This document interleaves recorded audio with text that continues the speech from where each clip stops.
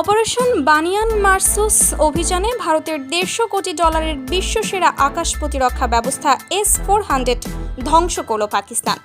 বিস্তারিত জানুন পুরো ভিডিও জুড়ে।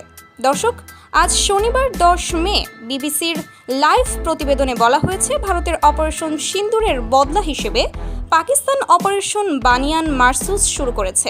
বিবিসি বলছে, পাকিস্তান সামরিক বাহিনী ভারতে হামলার বিষয়ে একের পর এক দাবি করে যাচ্ছে। সবশেষ তারা ভারতের S-400 বিমান প্রতিরক্ষা ব্যবস্থা ধ্বংস করে দেওয়ার দাবি করেছে। এই উন্নত বিমান প্রতিরক্ষা ব্যবস্থাটি রাশিয়ার কাছ থেকে ভারত কিনেছে।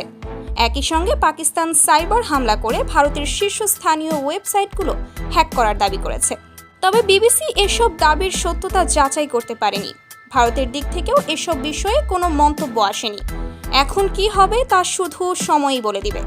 তো দর্শক, ভারত পাকিস্তান যুদ্ধ কি আরও ভয়ঙ্কর রূপ নেবে, নাকি সবকিছু দুদেশই মিটমাট করে নেবে? কি মনে হয় আপনাদের? তা অবশ্যই জানিয়ে দিবেন আমাদের কমেন্ট বক্সে।